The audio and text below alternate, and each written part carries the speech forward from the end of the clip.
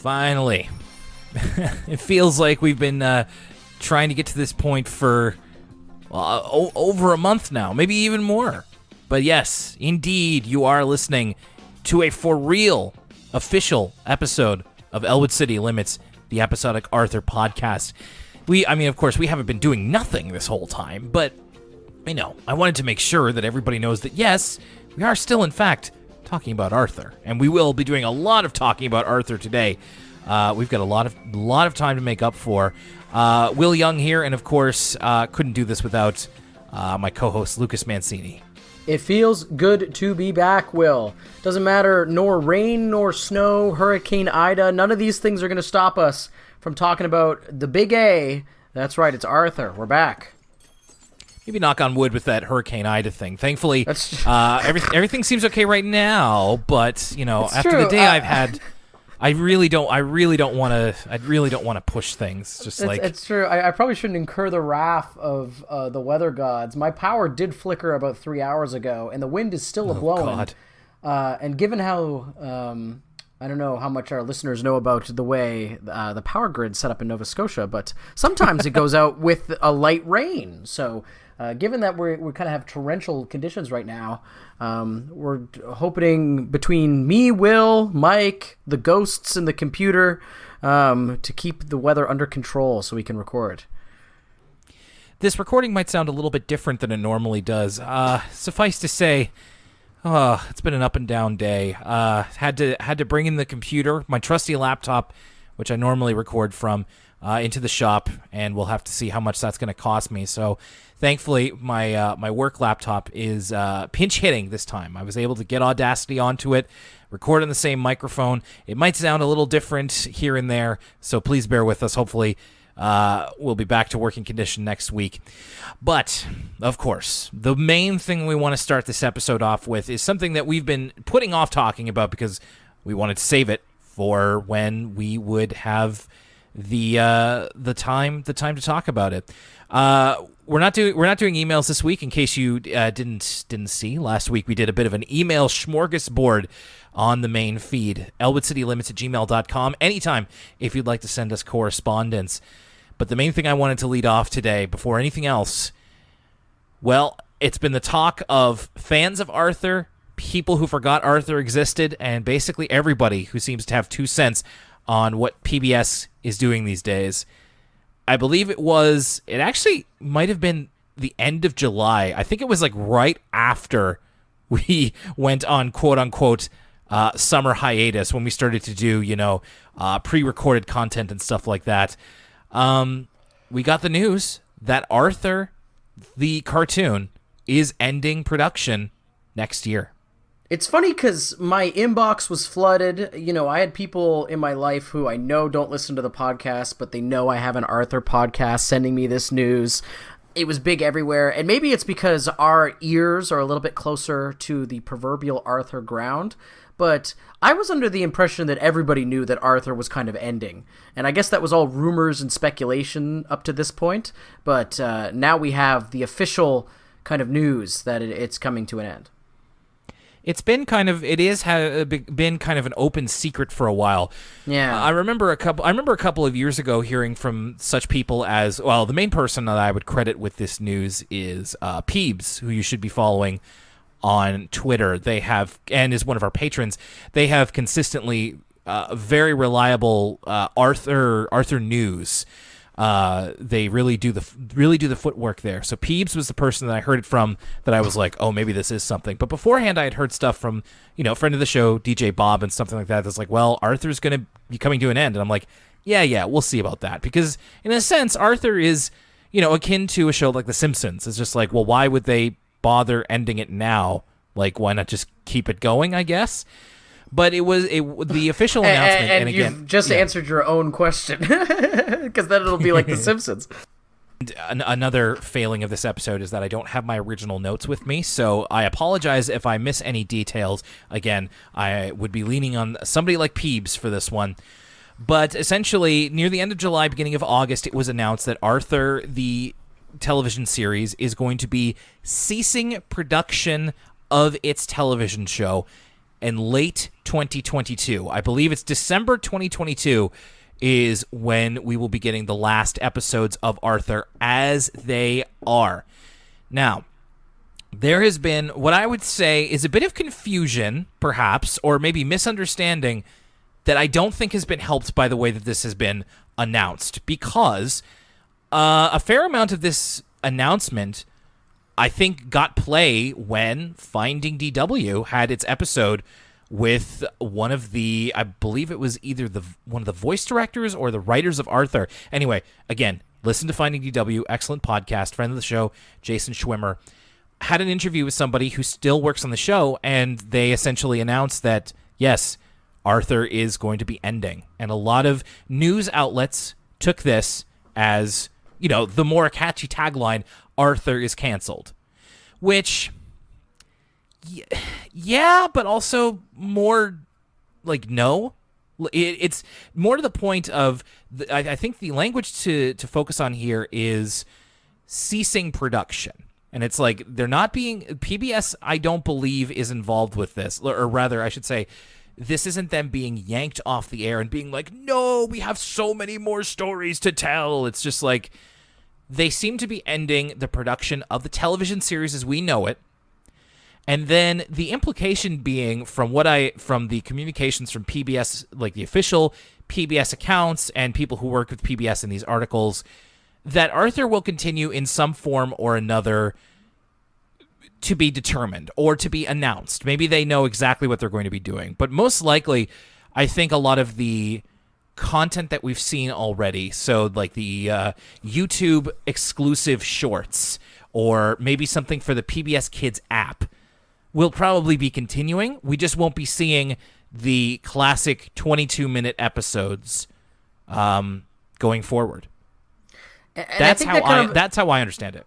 It makes for a less good headline, but I think it's more accurate just to say that Arthur is ending. Canceled, I think it's a holdover from an older era of TV, pre-Prestige TV, where TV shows were written and intended to last forever, right? And Arthur is a cartoon, and cartoons are more akin to like sitcoms in that they're not supposed to be this tight, condensed 5-season story or whatever. It's episodic. It's a different story every week. And so those shows are kind of inherently designed to go forever. But we've seen with a show like The Simpsons, which is probably the closest comparison to Arthur, in that Arthur is the longest running children's show of all time. And The Simpsons is or rather, longest running animated children's show, rather. Sesame Street's a lot older.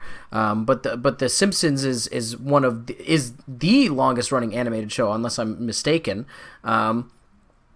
And we can see that The Simpsons has kind of lost what's made it special as the writers have changed and the animation has changed and tastes have changed over the course of the years.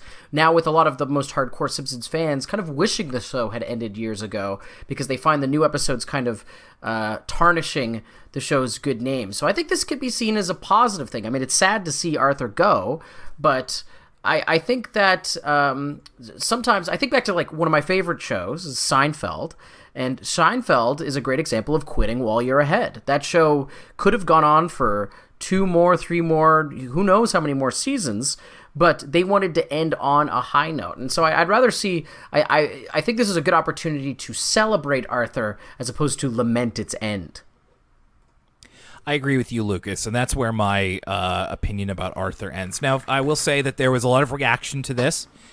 A fair amount was like, wow, I didn't know Arthur was still on the air, which, of course, Lucas, you and I have been getting personally for the past 5 years of like, wow, that still exists? Yeah. Yeah. How long are you going to be doing that? Are you almost done, all those episodes? Right. And there were a fair amount of people that were that probably still are genuinely upset. In fact, a fair amount of our listeners, I think, were genuinely upset at this.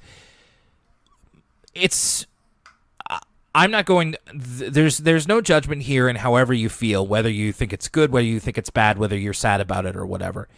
Personally, I'm fine with it, and especially because and speaking selfishly, like for our own means, as Lucas, you said, like we're not even done half the series yet. We've still got a lot more to go. We've still got a lot more to talk about. And frankly, if we put like a definite end on this Arthur stuff to some degree, then it's going to get easier for us to kind of play catch up, essentially. Like, there is almost a definite end in sight. Not that we're like, definitely going to meet the end. Who knows? But it is also good to know that Arthur will be of a certain time. Like, I that does kind of, it's oddly comforting in a way. Like, it means that, yes, it means that, if we, whenever we decide to have kids, or if we're lucky enough to have kids or whatever, the next generation won't be growing up with an Arthur. But I think it's good to leave some room for something else like Arthur, or maybe potentially even better than Arthur, to kind of take the reins. And Arthur will always be there. That's the thing, is that we have 24, 25 seasons of this show, and no matter what era you like, you can always go back to them. So I don't find it particularly sad. I mean, I don't know. And I also think that, this is not somebody's, like, livelihood, It's not like Mark Brown is going to be destitute now that it's going off the air, or it's not like the people who voice the Arthur characters are going to be, like, hurting for work now. It's just like, I think they're going to be losing a source of income, sure, but they're all very talented. Like, everybody across the board on the Arthur team is very talented, and they'll be able to find their legs if things are a little uncertain right now, which I'm not even sure about. Speaking of Mark Brown, I also wanted to note, this was Awesome Eddie 21 sent us an email, which we read last week. So to further confuse things, so, we're throwing out the words like cancellation and the end of Arthur and all this kind of thing. So Mark Brown, who is still very much involved with the Arthur character, and with the show to a certain degree, put up an original illustration on his Instagram, which he does that a lot on Instagram. He's a great follow. I would recommend that you follow him. And it was of Arthur and George sitting at a table at the Sugar Bowl. And the caption was something to the effect of, well, you know what? Instead of saying something to the effect of, why don't I just look up exactly what the caption itself is. But again, it brought up the whole, like, cancellation thing. Thank you to the Arthur Reddit for this one. The king. Not that we frequent there very often, but in this case, so you can follow him, Mark Brown 333 on Instagram. It's Arthur and George. It's a wonderful picture. It's a fully colored picture where Arthur is saying to George at the Sugar Bowl, "Someone said I was canceled. Not so, George." So now I think that this puts into, like, there are people on the Instagram who are just like, so does this mean the show's not canceled? Like, what's going on? So if I may play a little bit of interpretation here. Ooh, what speculation I think this means, time. Well, because, and again, there is no definitive answer for this. Mark Brown didn't have a caption with this. He didn't respond to anybody. He just seemed to be putting up his own feelings. I think what he's trying to say is that Arthur itself, the concept, the character, is not going anywhere, even if his show is ending. So in some way, shape, or form, Arthur is going to continue on. Whether that's more books, whether that's new content to consume, maybe completely online. Maybe they even are thinking of doing another television show involving the Arthur characters or the Arthur IP. But I think it seemed that he took exception to the word canceled and wanted to kind of put his own spin on that. Because, of course, and fortunately or unfortunately, canceled has a different kind of verbiage now. Because it did used to mean literally just a television show or an event or something, and now it's something completely different. Did you see Arthur's tweets from 2008? That's what cancel means now. Yeah, precisely. And so I wonder if that's him kind of getting out in front and being like, no, Arthur's not canceled, like we would say in, like, stan culture or whatever, but he's not going anywhere. Like, this is not the end of Arthur. So that's what I took that to mean. Unfortunately, the lack of clarification kind of makes us all a little bit more confused. But that's been what's been going on. That's been the talk of Arthur. We have a lot of people who are still sending us messages like, did you know that Arthur's ending? And I'm like, yeah, like, this is kind of my job. Like, I know. So it's yes, just that goes along with the territory, right? There's a podcast I love, Blink 155, and I remember the host lamenting that anytime there was any Blink-182 news. Even now that podcast has ended, they always get it sent, even though it's like they would be the ones to already know that, right? And so that's kind of the curse me and you have had cast on us, is that people will be sending us Arthur headlines until the end of time, but I welcome it. And I mean, that is nice in its own way. I don't want to discourage you from people from doing that. But we can finally say, after much deliberation, it's like, yes, we know this is happening, and we're more or less fine with it. You know, it's the end of an era. So no matter how you feel about it, that's fine, and we will still have plenty of Arthur content to go and to discuss. And yeah, that's pretty much the end of that. So sorry for keeping you waiting on that front. Again, before we get started here, I wanted to give a little shout out because Elwood City Limits hit its own milestone recently. We have over 500 Twitter followers at ECL Podcast on Twitter. And I wanted to say a big thank you to everybody. The big 500, thank you. Yeah, it's just like, you know, when we first started this, I always tell the story of like nobody was listening to us. And I really thought that it was always going to be like that. But now we have over 500 people following us. And that's awesome. We also got some great 5-star reviews on the American Apple Podcast Store. Now, I don't have your names in front of me because, again, I don't have my original notes. But I wanted to say thank you if you did that.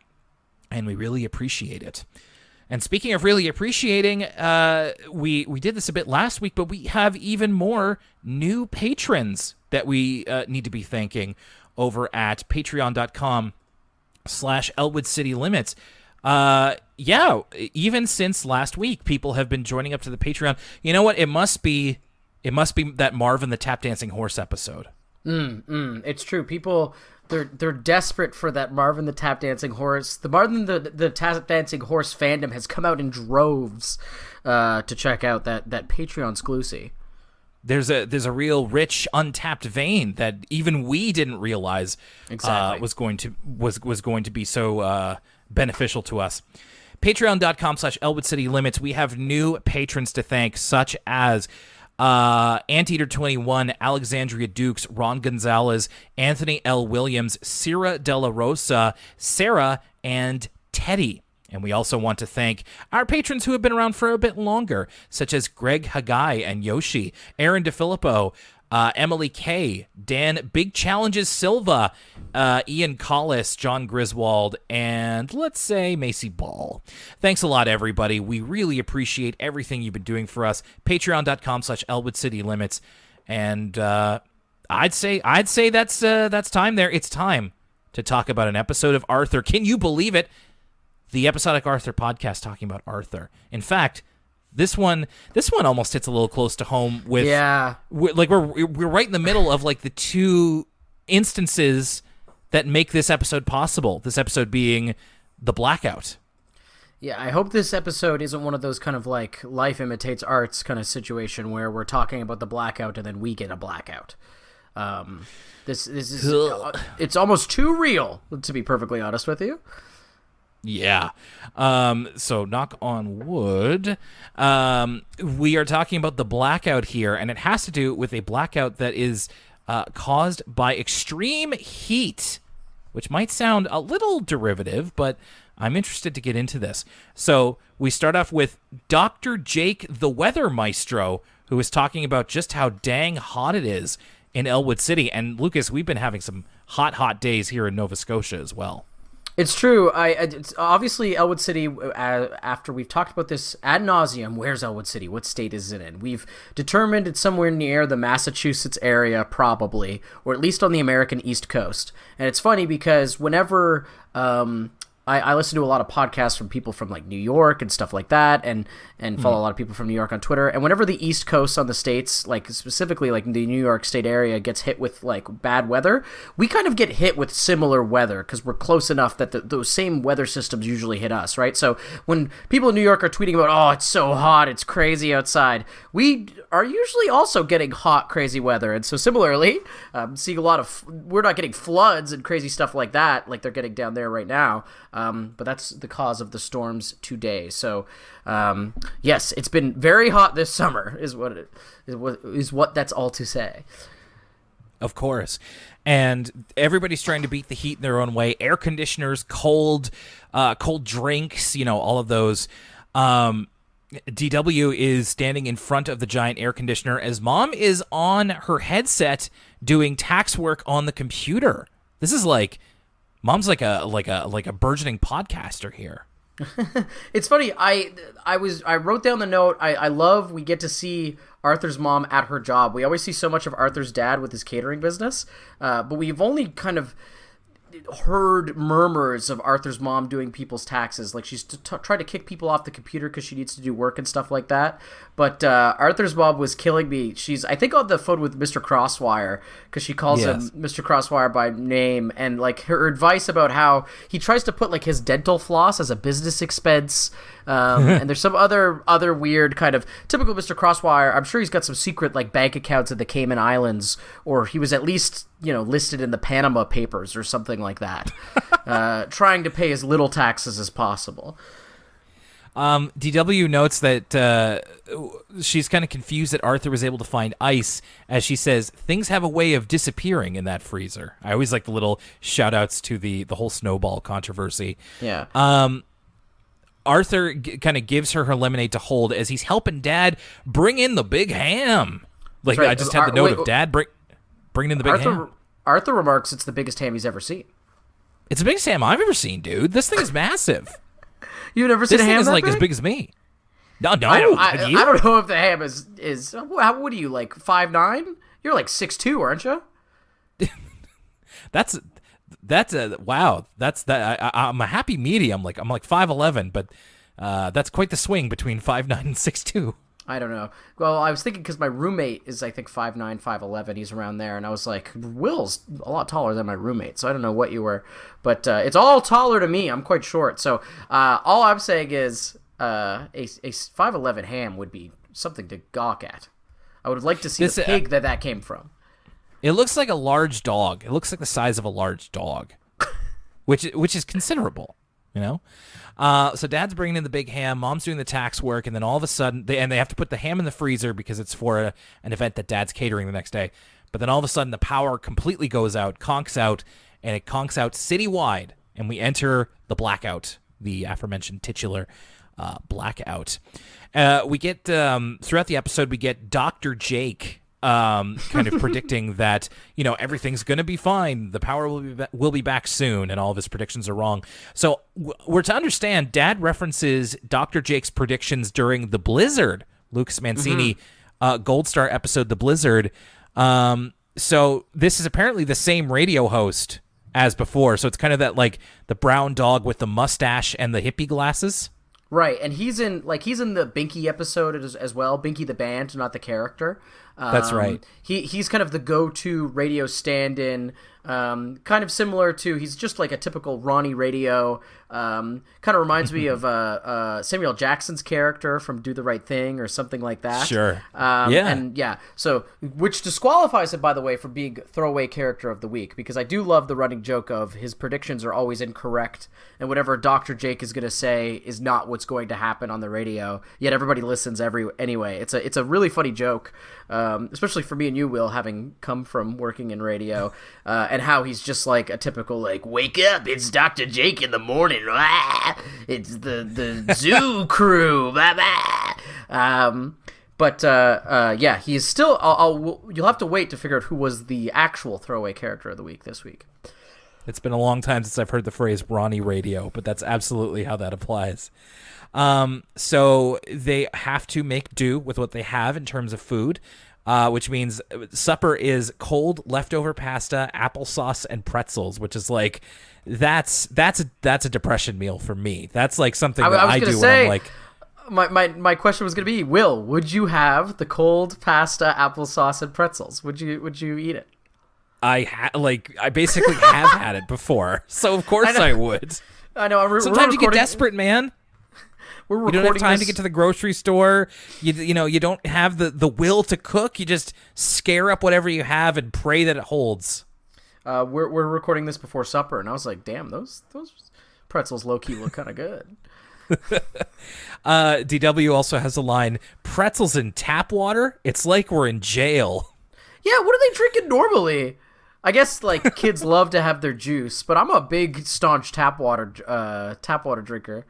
Absolutely. Despite, I think like on the peninsula here in Halifax, there's like remnants of lead in our tap water or something. So I'm probably getting slowly lead poisoned. But I think it makes it kind of spicy. It gives it there's a little zest in the tap water because of that. Why is it spicy? That's why you got to get the Brita filter, son. Although one of my water jugs does not have a filter. So if you're getting poisoned, then so am I. Yeah, so basically they have this really unimpressive dinner. They can't watch TV. DW will continue to make reference to a Mary Moo Cow special that she wants to watch the next day. Yeah, DW seems to not understand. She doesn't understand how electricity works because she keeps asking Arthur about like, well, could we turn a fan on? And Arthur has to keep informing her about like what does and does not run off of electricity. Right. Arthur gets a call on his Bionic Bunny walkie-talkie from Buster, as has happened before. And Buster is sitting in the glow of one of the foods in his case, which is radioactive, ? Yeah, I was going to ask, what do you think's going on here? Like, is it irradiated? Like, Buster's case... Maybe glow in the dark? I don't know. Scientists need to study what's going on in Buster's case. We've talked about this before, but Buster's case is kind of done a huge favor by the fact that it's animated. If you actually like put yourself in Buster's shoes and picture what that case would actually be like in real life, like what would happen if you put a donut in a sealed case for like multiple years and just watched it rot, like that case would be so disgusting. The stench would be absolutely so foul. And so the fact that like this stuff is also rotten and gross, that it's literally glowing. I don't even know what is supposed to be going on. I mean, I'm sure the joke is radioactive, but I don't know what foods give off a natural light. You know? Nothing good for you. No, certainly not. Like, yeah, something industrially made, something not man-made, or something not natural. The next morning, I love this. I love when Arthur woke up and it's the classic, like, you've been sweating all night bed pose. He's, like, on his stomach. His arms are in two different positions. His shirt is off. It's just like, I have done that so many times in the past month because we've had the humidity up so high here. Mm. The Molinas, the Reed's next-door neighbors, invite them over for some food, including some barbecued arepas, which are cornmeal patties, as I look them up. Although arepas just sounds better. I looked the arepas up as well, and I gotta say, just by the images on Google Images, I was like, again, I am really hungry right now, but I was like, those look so good. That's definitely the type of thing. Any sort of fried dough, any sort of corn dough, I was like, man, that looks awesome. It does look good. I also will note here that we hear a bit of Alberto and Visita. They sound like they got probably recast since the first time that we saw them. They sound a little bit more chipper, I guess. I don't know. I was used to Alberto being a little bit more sullen maybe in his performance, and he's very up here. He maybe even sounded a little bit older in previous performances. Yeah. I was just happy to see them. It's been so long. I've been missing Visita and Alberto, so it's nice that they're featured heavily in this episode. Yeah, and it's really the Mr. Molina show. It's him taking the reins and talking about all of the stuff that they have in their house that doesn't rely on electricity, which is kind of the point. If we have a moral for this episode, it's closer to that. So like he takes them down to the basement and shows them stuff like a hand crank radio, which made me realize I should probably get me a hand crank radio. I mean, it's not very often that we get like events that will knock the power out, but among those times, I really wish that I had like a radio in the house, like a battery operated radio, or in this case, a hand crank one, which you can get a little bit of exercise as well. Yeah, is the Blackout going to be the episode, Will, that gets you to make a bug out bag? Like, you're going to get your hand crank radio? No, my wife has made a bug out bag. In fact, she gets after me because I need to put more non-perishable food in the bug out bag. So she's well prepared. We just don't have a hand crank radio for whatever reason. So that's probably going to be my big addition to all of the work that my wife has done so far. There's a funny line at one point here where DW's they're trying to find ways to pass the time, and DW laments the fact that at least if it was during the blizzard, there would be snow that they could play in. But it's a heat wave, so and it's really like, yeah, that's actually a great point, is that, when we've had heat waves, and if you find yourself with the power off, it's just like, I don't want to do anything. I'm just bored and tired and overheated. It's true. You just want to lay in the street and fry like an egg. Oh, yeah. Somehow that would make it all better. But they decide to fill up a kiddie pool and cool off in there, which works for a little while. Buster pops by, and they kind of give a bit of a soak. But then Pal gets mad at the kiddie pool. The head of it is kind of shaped like a seahorse a little bit, and Pal pops the pool. Is it here where there's also a line where DW is she's still scared of octopi? That's another callback to the early seasons. Where she feels Arthur's foot, and she thinks it might be an octopus. Which, again, love them going back to the Arthur Brand Bible and continuing on with all these old kind of season 1 through 3 references. Yeah, it's great, dude. So after they break the pool, Mr. Molina has another idea of how they can kind of beat the heat, and that's how when he was a kid back at home in Ecuador, him and his family used to have fiestas to kind of take their minds off the heat. So they decide to have a fiesta, the Reeds and the Molinas and Buster and the extended family, just as Mr. Molina's family did. So they get everything together, they share what they have. It's a real...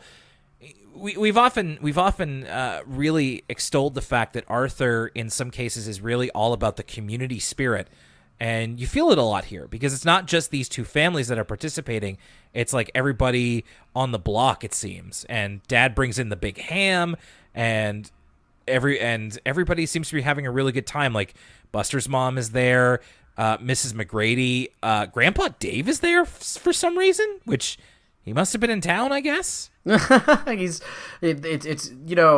the global warming has ruined his agricultural business, and he's had to move into the city. The heat has dried up all his crops. And in the middle of the fiesta, the power returns, which everybody kind of laments a little bit. Even DW, who is excited about the Mary Moo Cow special, she would rather do the fiesta than watch TV.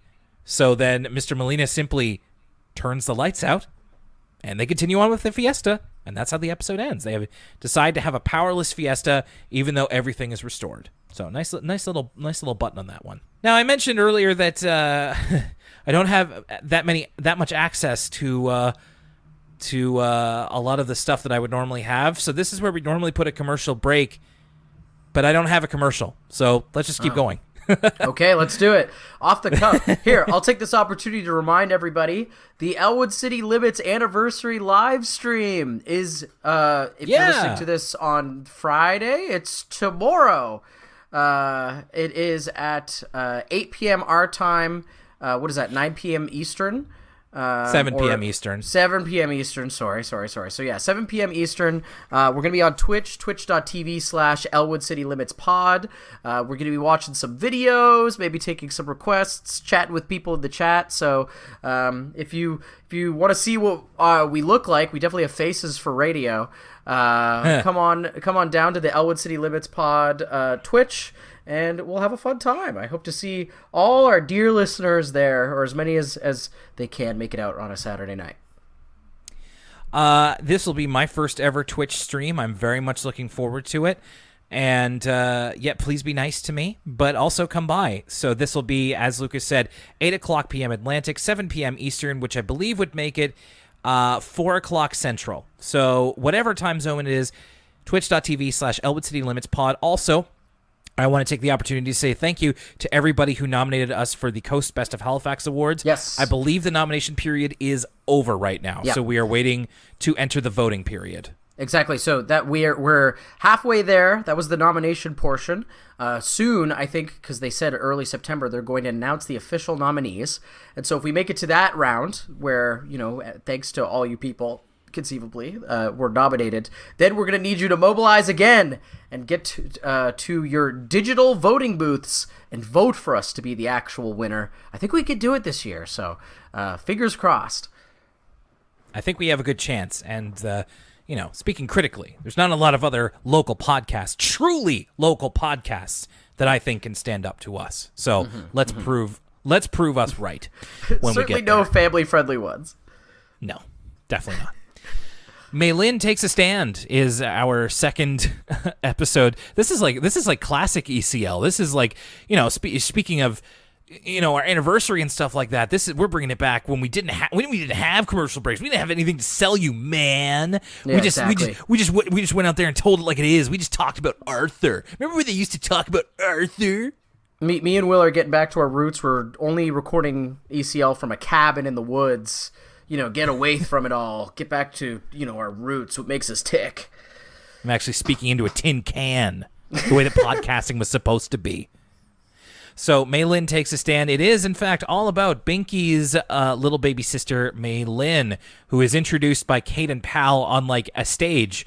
And this is like Mei Lin's TED Talk here, because she has a pie chart on the percentages of episodes in the show that have been about different segments of people. So animals, she's specifically talking about babies, but she's like children, animals. There's even a percentage of episodes that are apparently about llamas. Yeah, so I'm going to ask the question anyway, but I have a gut feeling that this is not correct. Like, these numbers are not actually quantitative. Because if we look at the percentages here, we see 40% of Arthur episodes are about kids. Already, I think that there's an issue there, because I think it's actually probably closer to, I want to say, like 90-something. Like, yeah. 93% of Arthur episodes are about kids. And then we get 23 of Arthur episodes are about grown-ups. And I don't think there is a single Arthur episode where the central A plot is a grown-up story. There's definitely Arthur episodes where there's B plots that are about grown-ups. For instance, in The Blizzard, we have a whole B plot about Mr. Haney and Mr. Ratburn and the janitor and the custodian in the school. But I don't know if there's any Arthur episodes where the main character of the episode is an adult. Well, there is actually attached to that one, The Rat Who Came to Dinner. That's about Mr. Ratburn living with the Reed family. So true. It all depends on your definition of the word about, It's like we don't know exactly what they mean when it's like, well, what does it mean about? Like, does it mean they have a story in the episode, or does the story have to be exactly about them? Like, even I think it was like 18% of episodes have been about pets. Even that seemed a little high. But you're right. It's true. The percentages, I'm not, and I don't think that, and to my knowledge, there haven't been any that have been strictly about llamas. So I think it's all. That's what I was going to say. That's where it really falls apart. Is 3% about llamas. If we're talking about hundreds of episodes here, that means there would be like more. That'd be like an episode and a half about llamas, and I just don't think that that's happened.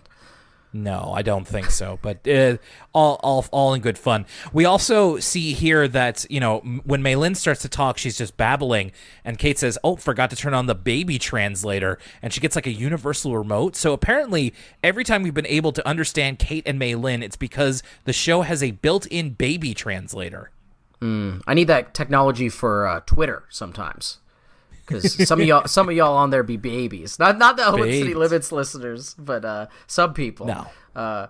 So yeah, Mei Ling's kind of giving her TED talk. It's like Mei Wing is kind of schooling us on baby. She's baby woke, because she's kind of lamenting that there's not enough Arthur episodes about babies.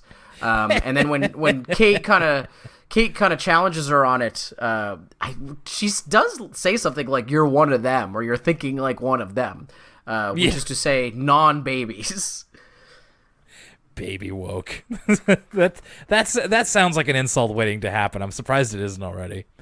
The actual episode does concern Kate, Pal, and Mei Lin. Mei Lin is over at Kate's as Binky and Arthur are hanging out, and Binky's concerned that Mei Lin won't be able to walk because she can't even stand up on her own. And we actually get a little bit of development here. Kate is walking.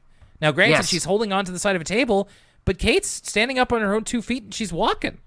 This is huge. This is big. Not since Buster growing out of Bionic Bunny, or the DW kind of teasing that she's growing out of Nadine, have we seen such big character development on Arthur as Kate's walking now? I wonder if they'll keep up with this. We'll have to wait and see, especially because we're before the hour-long 4th grade special, so we'll have to keep extra eye on Kate, as she will probably have visibly aged by the time we see her next. And then it turns out that Pal has got a little something on his back that's itching him. And what do you know? I never thought we'd see this guy again. It's Pepe the Flea and his brother Saleh. The most racist character that's ever appeared on Arthur. Kinda. Much to my chagrin, Pepe the Flea. You know, Will, as a proud Italian Canadian, I've had it up to here with Pepe the Flea, to be perfectly honest with you. Yes, if you want to hear Lucas's gut reactions to Pepe the Flea, you'd have to go back to his first episode. If I remember correctly, I don't think either of us were particularly high on him. And I'm also, in recognition of your Italian Canadian status, exactly.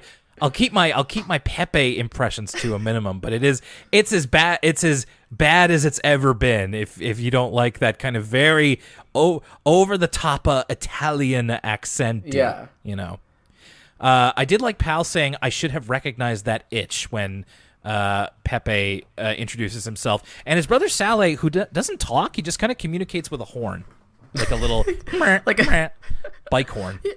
Yeah, I mean, listen, Will, all Italian brothers do that. Oh, but you have a sister, so exactly. She speaks, but my cousin Vincenzo, he's got his cousin Giuseppe, and he's always talking with a horn.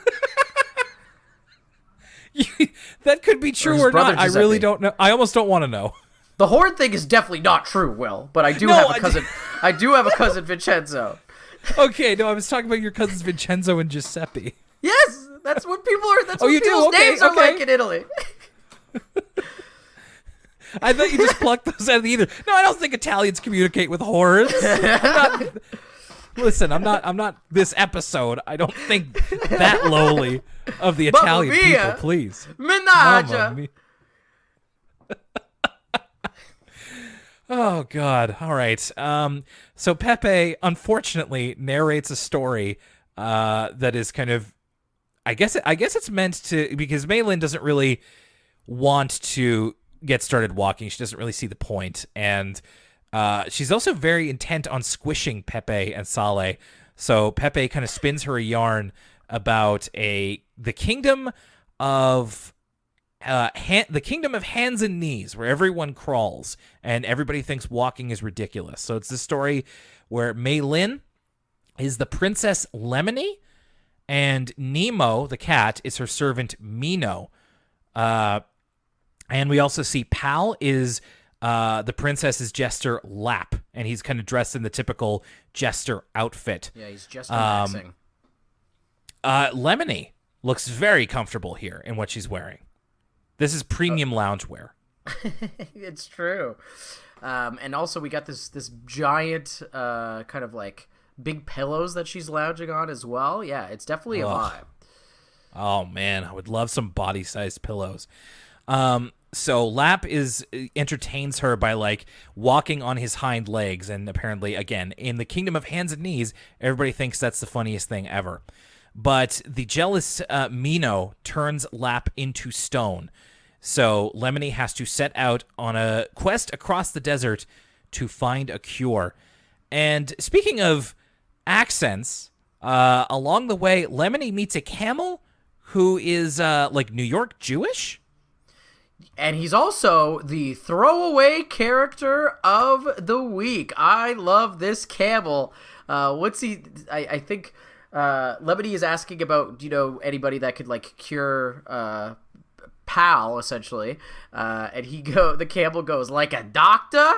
I could take you to mine. Like, that's great stuff from this camel. It reminded me of in Last Temptation of Christ, the Martin Scorsese movie, about how Harvey Keitel talks like a guy from Brooklyn, even though he's playing Judas.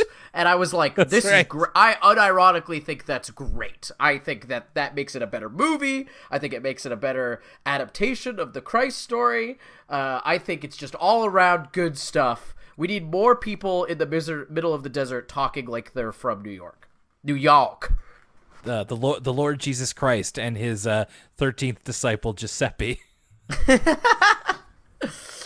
Yeah, so the Jewish camel, I did think that voice was funny. It was just, all right, that's a choice. Thankfully, it could have been a lot more yikes in terms of an accent to pick.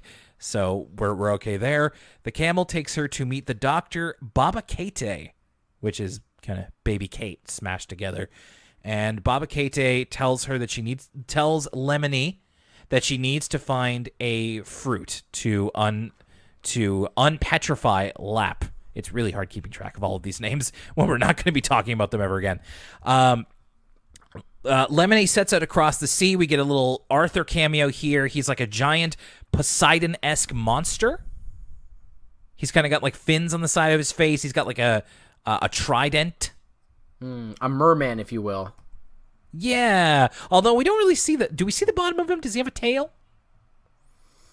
I don't know. I'm trying to scrub through the episode right now. Dailymotion, be honest, something to be desired.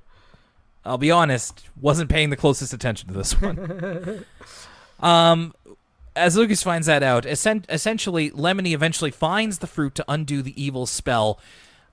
We get a little moment where Pepe accidentally prematurely ends the story while she's like in terrible danger, and then is just like, no, it's okay. Will, no, careful, Will. Don't do the voice. Don't do the voice. You can do it. Listen, I'll give you one, Will. We need, if people haven't listened to the previous Pepe episode, they need to know what he sounds like. All right, fair. I'll give you this one. All right, so, Pepe's just like, all right, I forgot. Then the bird took her back to the palace, and she gave him the fruit. Like, it's not that bad, but that's somehow worse. It's pretty much that bad. It's pretty much that still. Like, yeah, like they would have had a couple of takes on it. Like, so that's just my one take Pepe impression.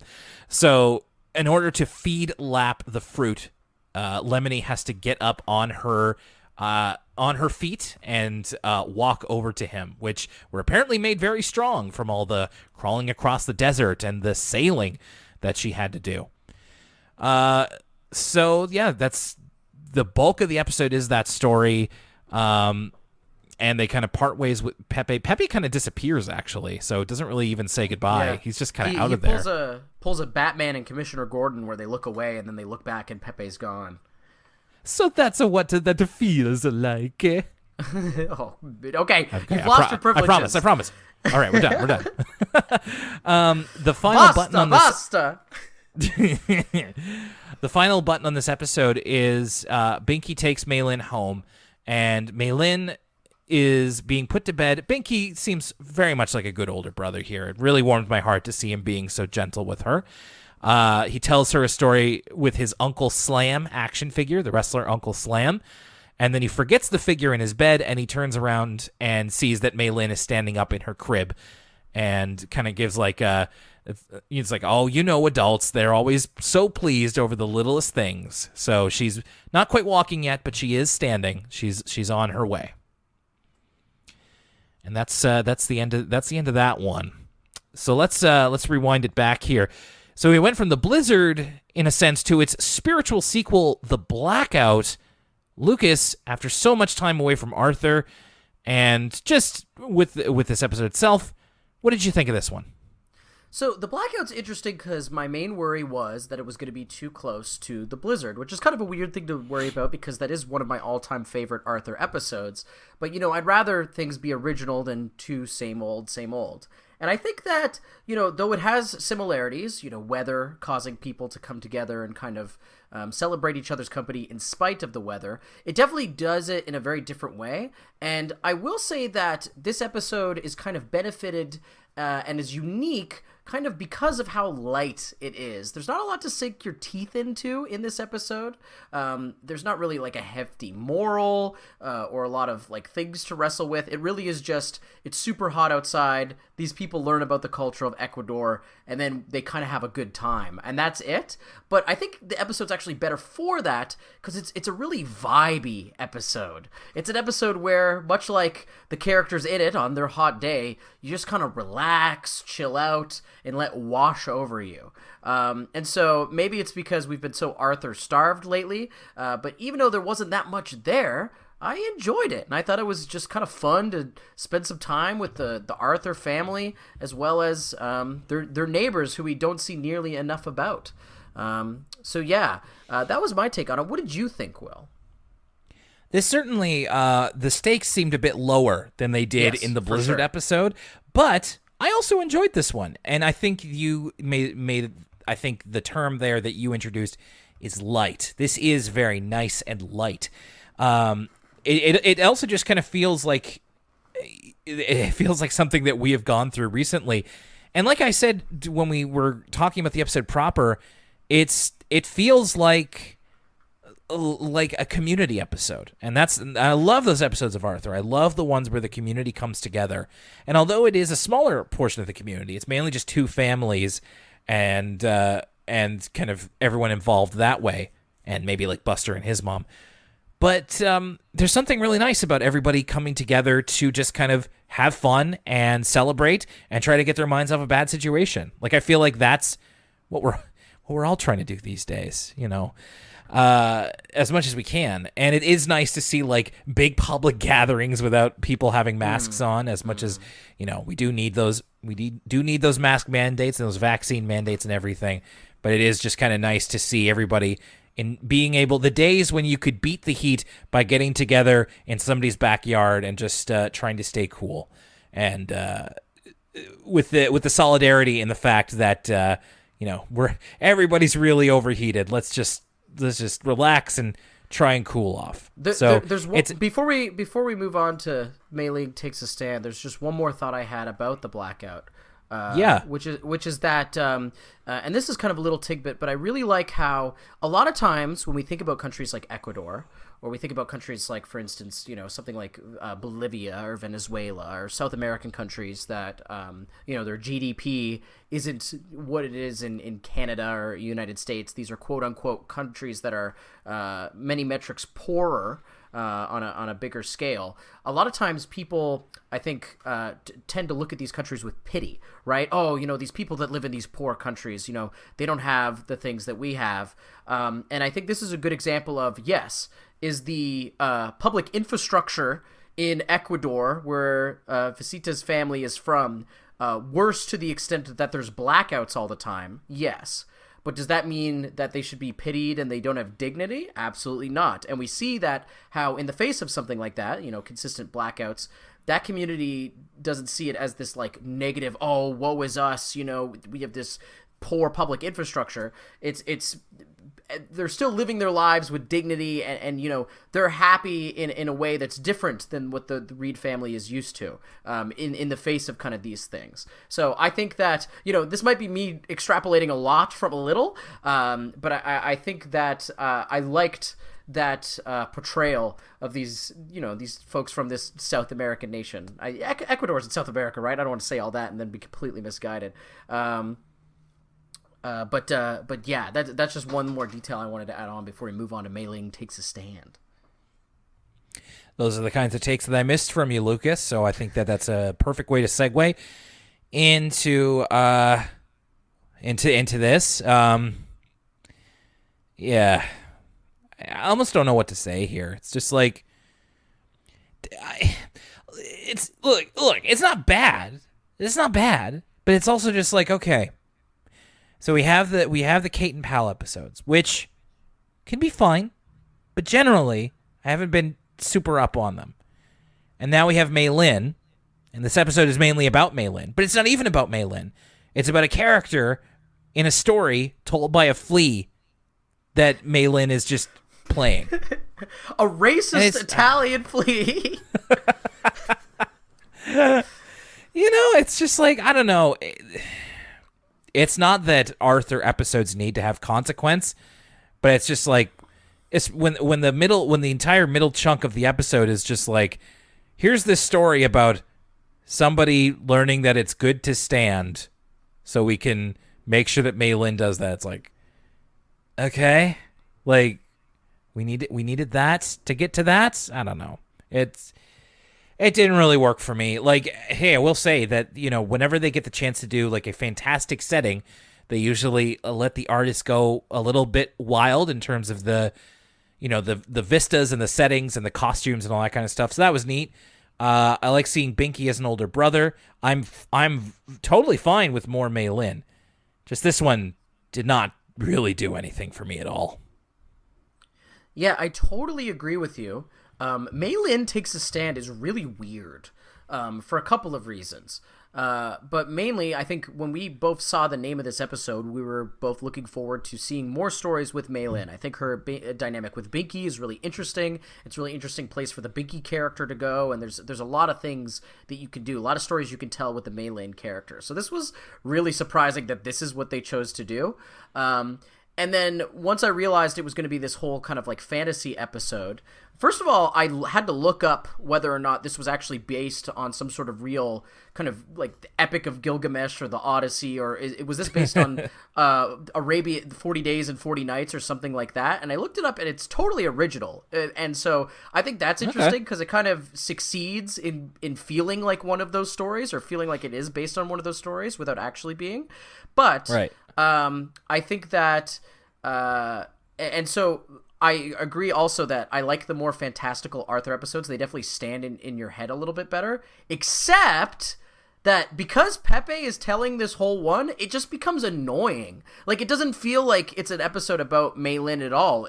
You could put Kate in this exact same episode, and nothing would really change about it besides the ending moment with Binky, right? Like, if this whole episode was about Kate, what would be different? It would just be Pepe telling a story about Kate. In fact, the fact that, like, Pal is Mei Lin's assistant makes it feel even more like the episode was supposed to be about Kate or something. Like, Pal has right, because very Mei Lin little and to do Pal with don't Mei really Lin. have a established relationship. Yeah, it should have been Binky that she was turned to stone or something like that. Yeah. Something in Mei Lin's life. So it really does feel like a Kate, just a typical fanciful Kate and Pal imagination episode where they kind of copy pasted Mei Lin into it. And so we don't really learn anything about Mei Lin's characterization. So I think that's what makes the episode feel disappointing. I think that if I was a little kid, I'd probably just like how fanciful and kind of out there the episode is. But watching it, I think I'm disappointed that we don't know more about Mei Lin, and I think that it's time to retire Pepe. I think he might be my new least favorite Arthur character. I mean, it's fun to talk about him because I remember earlier this year, for better or for worse, there's been a lot of Italian memes lately for various reasons. Some of them good, some of them really bad. But I've just been happy, even for the bad reasons. I've been happy people are talking about Italian stuff lately. I get a kick out of it.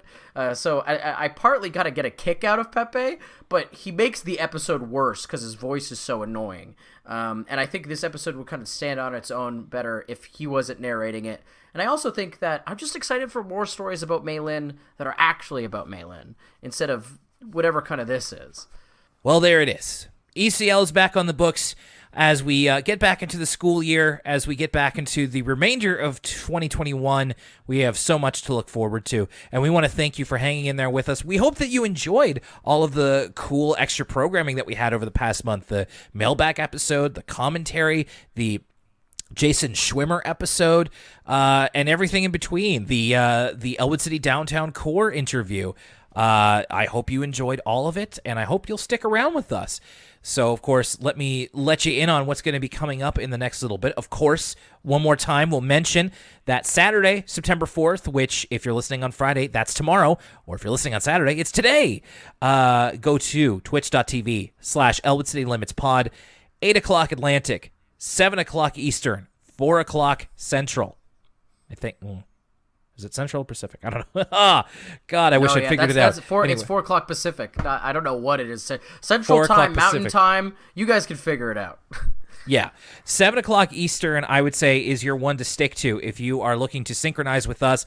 Come on by Saturday evening, watch some stuff with us, say hello in the chat, give some requests, and we hope that you have a great time. And if everything goes well, maybe we'll do more of these. We'll have to wait and see. So tomorrow night, Saturday night, bit of a test run. We will see how it goes. And, well, actually, now that I think about it, this was definitely in my old notes. In case you aren't able to join us for the Twitch stream, I just want to take a moment and say thank you. We have passed the 5-year mark at this point. It was back a couple of weeks ago in mid-August. But now that we're here and we're together, it's been 5 years. We started this in August 2016, Elwood City Limits. And I think we'll get into this a bit more on the Twitch stream. But for anybody not able to join us, I just want to say, from the bottom of our heart, if you have been a Patreon supporter, if you have just been listening to us since the beginning on the free feed, if you've sent an email, if you've sent constructive criticism, if you've sent a social media message, if you've passed the podcast along to your friends, to your family, and everything in between, thank you. The podcast wouldn't be anywhere without your support, and you are a very large part of what keeps it going. So again, thank you. Thank you very much. I mean, I echo what Will says. Thank you so much. It's been a wild ride. I can't believe we're a half a decade into ECL. And yeah, to all the listeners, thank you so much for allowing us to do the show, because we wouldn't really do it if there wasn't anybody listening to it. So from the bottom of my heart, and I'll see you guys all tomorrow if you tune into the Twitch stream. See that you do. Now, of course, a special thank you to our patrons. We are going to be finishing up the Bookworm Bunch series next week with For the Kids, a PBS Kids podcast, and it ends on George Shrinks, which we are very excited to talk about. Also, you patrons, well, keep an eye on the next few weeks, because I think you're going to be getting something that a lot of people are looking forward to. So we will... If you're a patron, listen to the end of the George Shrinks episode, and we'll tell you more about what you can expect. And for ECL listeners, keep it here. The next time we're going to be talking about Home Sweet Home and Do You Believe in Magic? We only have a couple of episodes left, and then the whole, season 12 is going to be over. We're going to have to be looking at a brand new season. So, we're getting ready to wrap up season 12. There's so much to celebrate and to be thankful for. So believe me that we are. And thank you for sticking with us. It's good to be back on schedule. And Lucas, it's good to be speaking with you on the regular once again. It was nice to have those kind of week or two breaks, but I did miss hearing from you. Well, you'll be sick of me again soon enough. No, I'm joking. It's been nice talking to you too, Will.